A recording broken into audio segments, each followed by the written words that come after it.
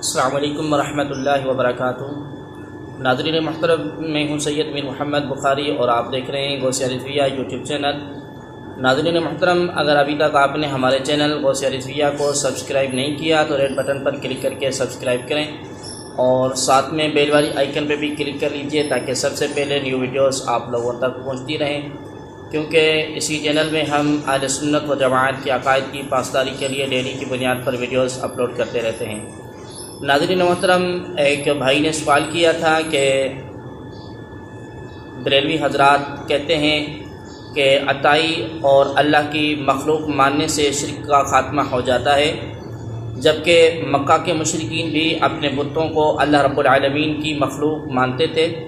اور ان میں جو صفات ثابت کرتے تھے وہ بحیثیت مخلوق ثابت کرتے تھے، پھر وہ مشرک کیوں ہوئے اور شرک کا خاتمہ وہاں کیوں نہیں ہوا؟ قرآن کریم فرقان حمید میں اللہ تبارک و تعالی ارشاد فرماتا ہے کہ وَلَئِن سَأَلْتَهُم مَّن خَلَقَهُمْ لَيَقُولُنَّ اللَّهُ فَأَنَّىٰ يُؤْفَكُونَ، یعنی اور اگر اے حبیب تم ان سے پوچھو کہ انہیں کس نے پیدا کیا تو وہ ضرور کہیں گے کہ اللہ نے، پھر وہ کہاں اوندھے بھٹکے جاتے ہیں۔ ناظرین محترم، اس سوال کا جواب یہ ہے کہ مکے کے کفار نے بے شک بتوں کو اللہ رب العالمین کی مخلوق مانا، لیکن مخلوق تو خالق کی محتاج ہوتی ہے، لہذا یہ ماننا چاہیے تھا کہ وہ خدا کے محتاج ہیں، لیکن ان کا عقیدہ یہ تھا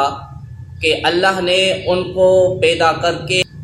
الوہیت دے دی ہے، ان کو خدا بنا دیا۔ اب یہ مختار ایسے ہیں جیسے کہ بغیر خدا کے سب کچھ کر سکتے ہیں، خدا کے برابر کر دیا، لہذا یہ مشرک ٹھہرے۔ اس پر قرآن کریم فرقان حمید کی یہ آیت شاہد ہے جس میں کفار کا قول نقل کیا گیا ہے کہ جو وہ بتوں سے قیامت کے دن کہیں گے، اللہ رب العالمین نے کلام پاک فرقان حمید کے اندر ارشاد فرمایا تاللہ ان کنا لفی ضلال مبین اذ نسویکم برب العالمین، یعنی کہ خدا کی قسم ہم کھلی گمراہی میں تھے کہ تم کو رب العالمین کے برابر ٹھہراتے تھے۔ بہرحال جو مشرک تھے وہ اپنے بتوں کو خدا کے برابر مانتے تھے، جبکہ مسلمان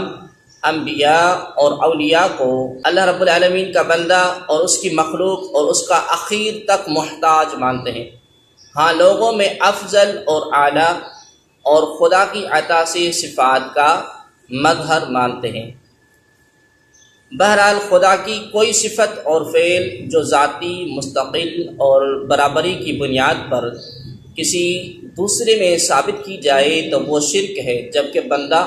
اور محتاج سمجھتے ہوئے بِإِذْنِ اللَّهِ بِعَطَاءِ اللَّهِ تعالی ثابت کی جائے تو عین توحید ہے۔ مثلا مردوں کو زندہ کرنا، اندھے اور کوڑھی کو صحت دینا خدا کی صفت ہے، لیکن حضرت عیسیٰ علی نبینا وعلیہ الصلاۃ والسلام اپنی طرف منسوب کر کے فرماتے ہیں وَأُبْرِئُ الْأَكْمَحَ وَالْأَبْرَصَ وَأُحْيِي الْمَوْتَىٰ بِإِذْنِ اللَّهِ، یعنی میں اچھا کرتا ہوں اندھے اور کوڑھی کو اور مردے کو زندہ کرتا ہوں اللہ کے حکم سے۔ معلوم ہوا جہاں اذن الہی آ جائے وہاں شرک ختم ہو جاتا ہے۔ دوسری بات یہ ہے کہ اگر مشرکین بِإِذْنِ اللَّهِ بھی مانیں تو بتوں میں اذن اور اختیار ثابت نہیں، لہذا اس لحاظ سے بھی ان کا قول غلط۔ ہم مسلمان اولیاء اللہ میں اختیار مانتے ہیں، وہ بِإِذْنِ اللَّهِ مانتے ہیں، اور واقعتاً ان میں یہ اختیار اللہ تبارک و تعالی کی طرف سے ثابت بھی ہے، اللہ تبارک و تعالی نے ان کو اذن دیا ہے۔ اب یہ سمجھنا چاہیے کہ اولیاء اللہ کو کیا واقعی اللہ نے اذن دیا ہے؟ اس کا کوئی ثبوت ہے؟ کہیں مشرکین کی طرح ایسا تو نہیں کہ ہم بِإِذْنِ اللَّهِ مانتے ہوں اور خدا تبارک و تعالی نے ان کو اذن ہی نہ دیا ہو، طاقت اور قدرت ہی نہ دی ہو؟ تو اس کا جواب یہ ہے کہ بخاری شریف کی حدیث پاک ہے، یہ میرے سامنے بخاری شریف موجود ہے، قدیمی کتب خانوں والوں کی یہ چھپی ہوئی کتاب ہے، اس کی جلد 2 اور صفحہ نمبر 963 حضرت ابی ہریرہ رضی اللہ تعالی عنہ سے روایت ہے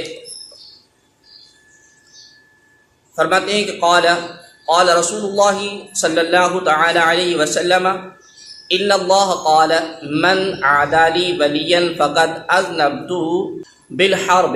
وما تقرب الي عبدي بشيء احب الي مما افترضت عليه ولا يزال عبدي يتقرب الي بالنوافل حتى احببته فكنت سمعه الذي يسمع به وبصره الذي يبصر به ويده التي يبطش بها ورجله التي يمشي بها وإن سألني لأعطينه ولئن استعاذني لأعيذنه۔ حضرت ابی ہریرہ رضی اللہ تعالی عنہ فرماتے ہیں کہ رسول اللہ صلی اللہ تعالی علیہ وسلم نے ارشاد فرمایا کہ اللہ تبارک و تعالی ارشاد فرماتا ہے جو میرے کسی ولی کے ساتھ عداوت رکھے گا تو میرا اس کے ساتھ اعلان جنگ ہے، اور میرا بندہ جن چیزوں کے ذریعے میری قربت چاہتا ہے ان میں سب سے زیادہ فرائض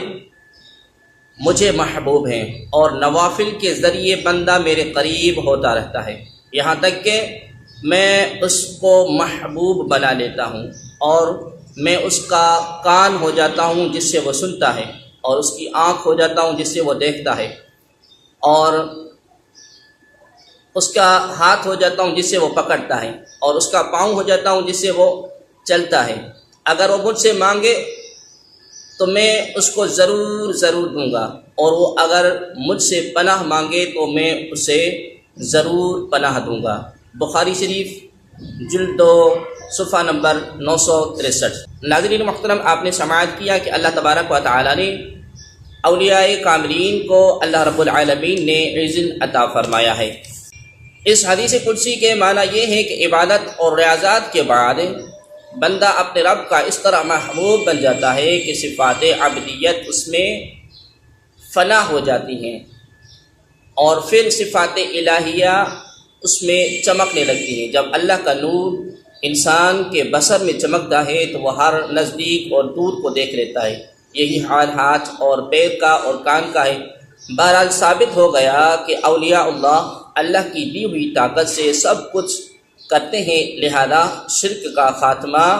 ہو گیا۔ اور بعض لوگوں کی یہ عادت ہو گئی ہے کہ جو قرآن کریم فرقان حمید میں جو آیات بتوں کے بارے میں نازل ہوئی ہوں وہ اولیاء اللہ پر چسپاں کرتے ہیں۔ ایسے لوگوں کے لیے ایک حدیث مبارکہ ملاحظہ ہو کہ ابن عمر یراہم شرار خلق اللہ وقال انہم انطلقوا الى آیات نزلت فی الکفار فجعلوها علی المؤمنین۔ بخاری شریف جلد 2 صفحہ نمبر 1024۔ حضرت ابن عمر رضی اللہ تعالی عنہ خارجی لوگوں کو ساری مخلوق سے برا جانتے تھے، اور فرمایا کہ ان لوگوں نے اپنا طریقہ یہ بنا لیا کہ جو آیات کفار اور مشرکین حق میں نازل ہوئیں ان کو مومنوں پر چسپاں کر دیتے ہیں۔ ناظرین محترم، یہ حال خوارج کا ہے، اور آج کل آپ دیکھیں کہ جو آیات کریمہ بتوں کے حق میں نازل ہوئی ہیں آج وہ اولیاء کاملین پر لوگ چسپاں کر دیتے ہیں۔ یہ خوارج کی نشانی ہے۔ اور آپ نے یہ سماعت بھی کیا کہ اللہ تبارک و تعالی نے حدیث قدسی کے اندر ارشاد فرمایا کہ اللہ رب العالمین جیسے ارشاد فرماتا ہے کہ میں ولی کے ہاتھ بن جاتا ہوں جس سے وہ پکڑتا ہے، اس کی آنکھ بن جاتا ہوں جس سے وہ دیکھتا ہے، اس کے کان بن جاتا ہوں جس سے وہ سنتا ہے۔ ناظرین محترم، تو لہذا معلوم ہوا کہ اللہ رب العالمین نے اولیاء کاملین کو اذن عطا فرمایا۔ ناظرین محترم، ملتے ہیں پھر کسی دوسری ویڈیو میں، جب تک کے لیے اللہ حافظ، دعا میں یاد کیجیے گا۔ جزاکم اللہ تعالی خیرہ۔ السلام علیکم ورحمۃ اللہ وبرکاتہ۔